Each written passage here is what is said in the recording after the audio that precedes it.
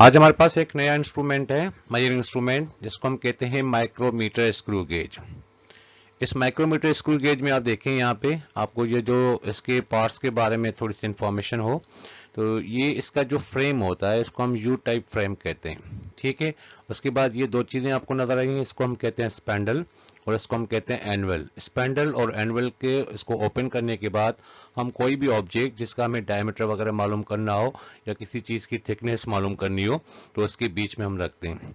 उसके बाद यहाँ पे ये स्केल आपको नजर आ रहा है, इसके अंदर भी दो स्केल हैं, एक मैन स्केल, दूसरा सर्कुलर स्केल।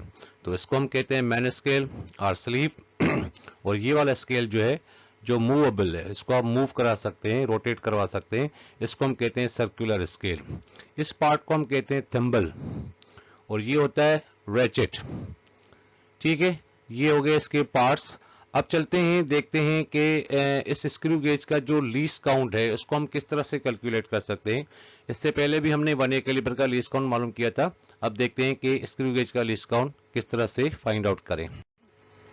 तो लीस्ट काउंट हम देखते हैं यहाँ पे, least count of micrometer screw gauge. तो ये आपके पास क्या है, ये स्क्रू गेज है। इस स्क्रू गेज को आप देखें कि इसको मूव कराने के बाद हमने इस स्पैंडल को एनवल के साथ मिला दिया है। अब आपने यहाँ पे चेक करना होगा कि यहाँ पे आपको नजर आ रहा है सर्कुलर स्केल का 0 और ये मैन स्केल का 0। ये दोनों लाइंस आपस में कॉन्साइड कर रही हैं। इसका मतलब है इस स्क्रू गेज के अंदर किसी किस्म का कोई जीरो एरर नहीं है। अब यहाँ पे हम इसका लीस्ट काउंट मालूम करते हैं। अब यहाँ पे एक और बात जो इंपॉर्टेंट है, तो कुछ स्क्रू गेज ऐसे होते हैं जिसके सर्कुलर स्केल में जो नंबर ऑफ डिविजन्स होती हैं वो 50 होती हैं, और कुछ स्क्रू गेज ऐसे होते हैं जिसमें नंबर ऑफ डिवीजन जो होती हैं सर्कुलर स्केल के वो 100 होती हैं। अब कोई 50 डिविजन्स वाला और कोई 100 डिवीजन वाला, तो number of divisions on circular scale या तो 50 होंगी या तो फिर 100 होंगी। तो इस तरह से 1A कैलिपर भी हमने देखा था, तो उसमें जो नंबर ऑफ डिविजन्स कुछ 1A कैलिपर में 10 डिविजन थी और कुछ 1A कैलिपर जो होते हैं वो 20 डिविजन्स वाले होते हैं। तो यहाँ पे अब हम देखें कि लीस्ट काउंट हम किस तरह से मालूम कर सकते हैं। तो least count is equal to क्या होता है, it is the ratio between pitch of screw divided by total number of divisions on circular scale.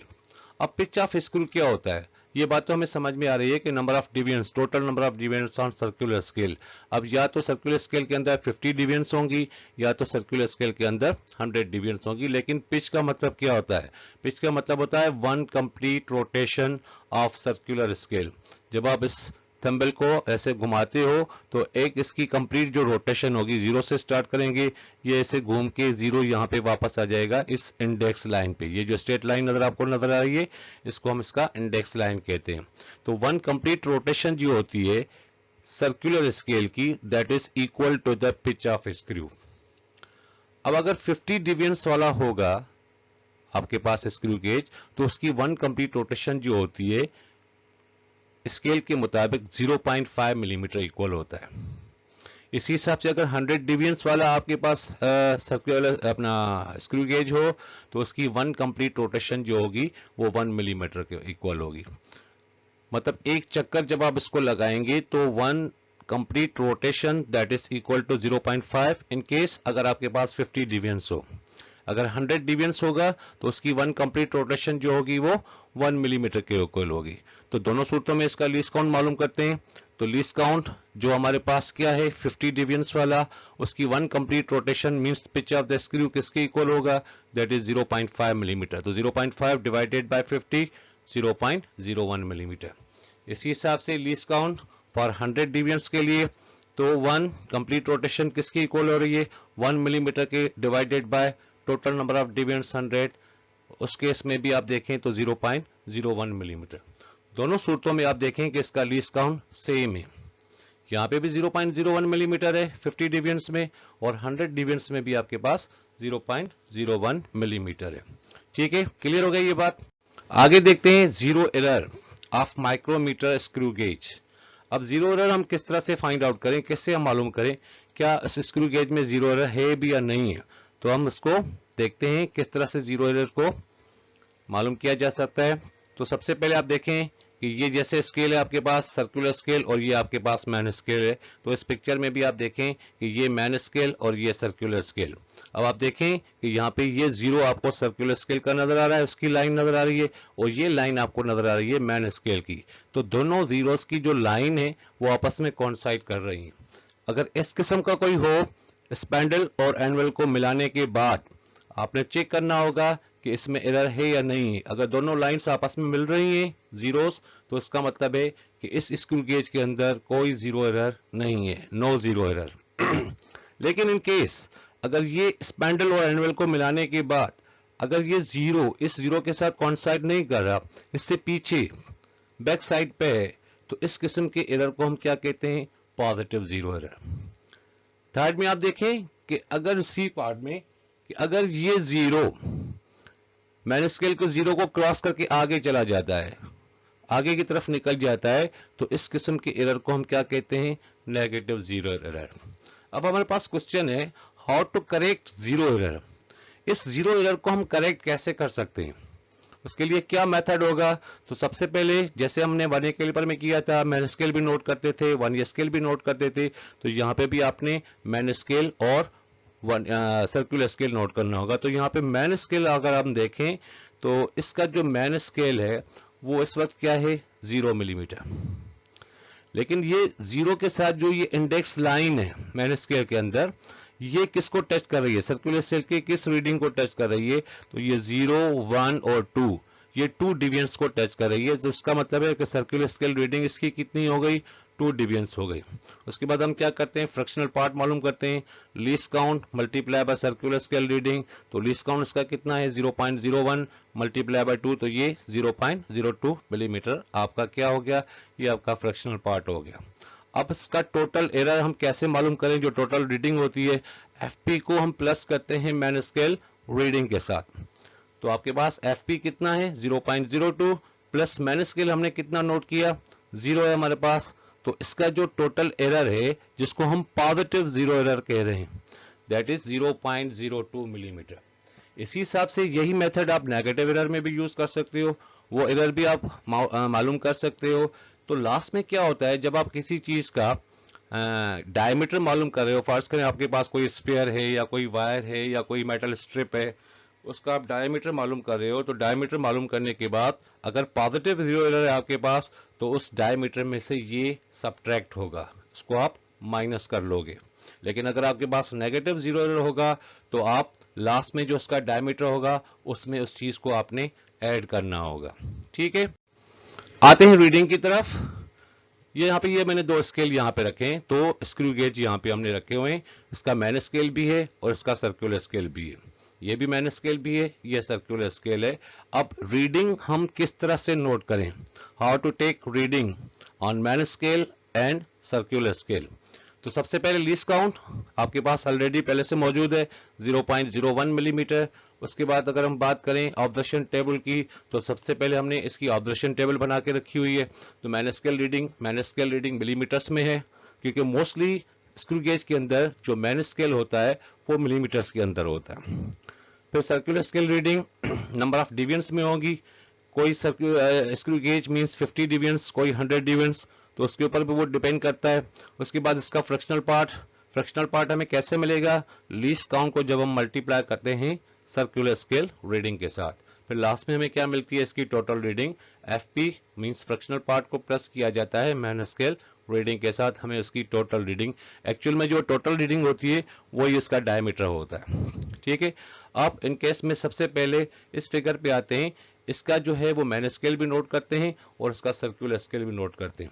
अब आप देखें कि ये एरो यहाँ पे इस स्ट्रेट लाइन को शो कर रहा है, यहाँ पे भी ये स्ट्रेट लाइन है, इस स्ट्रेट लाइन को हम क्या कहते हैं, index line. Index line circular scale की जिस रीडिंग के साथ भी कोइंसाइड करेगी, जिस डिवीजन के साथ कोइंसाइड करेगी, वो आपका सर्कुलर स्केल रीडिंग कहलाता है। और ये जो एज आपको नजर आ रहा है सर्कुलर स्केल का, ये जो एज आपको नजर आ रहा है या ये वाला एज जो आपको नजर आ रहा है, ये एज मैन स्केल की जिस लाइन के भी ऊपर आ जाएगा वो आपका मैन स्केल रीडिंग कहलाएगा।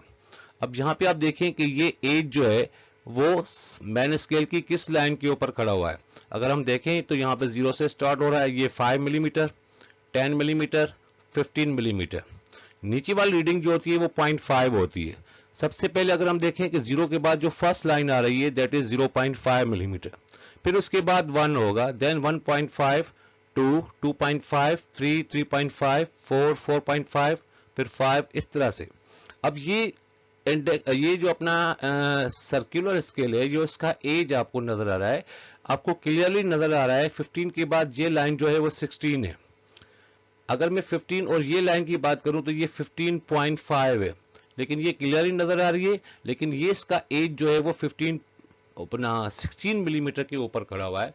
तो इस तरह से इसका जो मैन स्केल रीडिंग होगा वो क्या होगा, वो 16 मिलीमीटर होगा। सेम टाइम पे स्क्रू गेज का आपने सर्कुलर स्केल नोट करना है। ये जो इंडेक्स लाइन है ये जाके किसको टच कर रही है।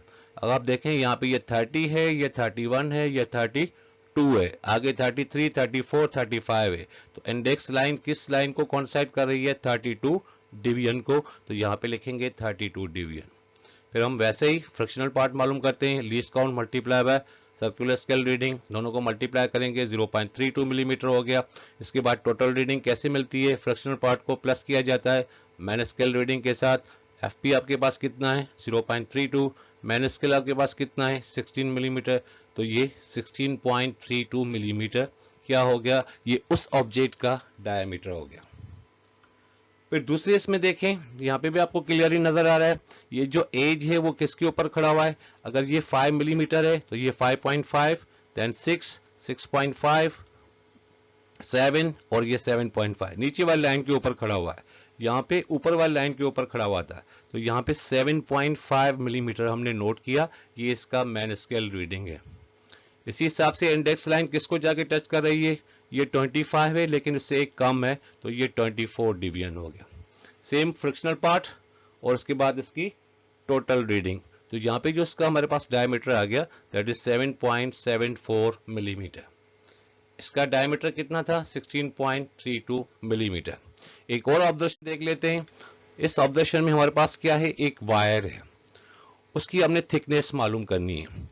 और दूसरा हमारे पास क्या है, एक मेटल स्ट्रिप है जिसकी हमने थिकनेस मालूम करनी है। हमने क्या किया है, स्पैंडल और एनवेल के बीच में जब भी आप रीडिंग लें, जब भी किसी ऑब्जेक्ट का आपने डायमीटर या कुछ और मालूम करना हो, तो आपने स्पैंडल को ओपन करके वो ऑब्जेक्ट, अगर कोई वायर है या मेटल स्ट्रिप है या कोई स्पेयर है या कोई और चीज है, तो आपने स्पैंडल के बीच में रखना होगा। जाहिर सी बात है स्केल ओपन हो जाएगा, आपने यहाँ पे इसको चेक करना होगा। तो यहाँ पे वही लीस्ट काउंट, ऑब्जर्वेशन टेबल, फिर ऑब्जर्वेशन टेबल आपके पास वही है। तो सबसे पहले देखते हैं कि हमारे पास क्या है, वायर है। तो वायर के हिसाब से हम देखें तो आपको क्लियरली नजर आ रहा है एज जो है सर्कुलर स्केल का वो किसके ऊपर खड़ा हुआ है, 0 आपको क्लियर नजर आ रहा है, लेकिन 0 से नीचे, 0 के बाद नीचे एक छोटी सी लाइन आपको नजर आ रही है that is 0.5 millimetre. Circular scale का एज जो है वो 0.5 मिलीमीटर के ऊपर खड़ा हुआ है। इसका मतलब है कि इसका मैन स्केल रीडिंग जो है वो 0.5 मिलीमीटर है। ठीक है, हमने नोट कर लिया। अब सेम टाइम पे इंडेक्स लाइन सर्कुलर स्केल के जिस डिवीजन के साथ भी कॉन्साइड करे वो आपका क्या कहलाता है, वो आपका सर्कुलर स्केल रीडिंग कहलाता है। अगर ये 25 है, 26, 27, 28 और ये 29, इसका मतलब है सर्कुलर स्केल रीडिंग कितनी हो गई, 29 डिवीजन्स। फिर हम फ्रैक्शनल पार्ट मालूम करते हैं, लीस्ट काउंट को मल्टीप्लाई किया जाता है फ्रैक्शनल पार्ट के साथ। तो 0.29 मिलीमीटर क्या हो गया, ये इसका फ्रैक्शनल पार्ट हो गया। फिर टोटल रीडिंग आपके पास क्या है, fractional part plus main scale reading, दोनों को प्लस करेंगे 0.79 मिलीमीटर। ये क्या हो गई, ये थिकनेस हो गई इस वायर की। ठीक है, उसके बाद फिर मेटल स्ट्रिप है आपके पास, सेम मेथड है। यहाँ पे भी आप देखें कि 0 की लाइन और नीचे से छोटी सी लाइन आपको नजर आई है दैट इज 0.5 मिलीमीटर। तो मैन स्केल 0.5 मिलीमीटर हो गया। सर्कुलर स्केल 41 डिवीजन, क्योंकि 40 के बाद ये इंडेक्स लाइन जो है वो 41 को जाके टच कर रही है, तो 41 डिवीजन इसका क्या हो गया, ये सर्कुलर स्केल रीडिंग हो गया। Fractional part 0.01 multiply by 41 that is 0.41 millimetre. उसके बाद इसकी total reading 0.41 plus 0.5 is equal to 0.91 millimetre. अब आगे अगर जो कुछ करना है तो उसके लिए आपके पास क्या होगा, एक फार्मूला होगा। तो अगर यहां से आप डायमीटर मालूम कर रहे हो तो डायमीटर के बाद आपसे कहा जाता है, फर्ज करें कि भाई इसका आपने वॉल्यूम भी मालूम करना है, तो वॉल्यूम के लिए हमारे पास फार्मूला क्या होगा, 4/3 पाई आर क्यूब। आर क्या होता है, रेडियस होता है। क्योंकि हमें इसका यहाँ पे डायमीटर मिल रहा है तो डायमीटर का जो हाफ होता है वो रेडियस होता है। तो इस तरह से बाकी की जो कैलकुलेशन होगी, अगर वॉल्यूम मालूम करना हो या एरिया मालूम करना हो, तो उस सूरत में आपने इस डायमीटर में से रेडियस निकाल के उसका वैल्यू पुट करके आपने या तो एरिया मालूम करें या तो फिर आप उसका वॉल्यूम जो है वो मालूम करें। ठीक है, क्लियर हो गई बात? ओके।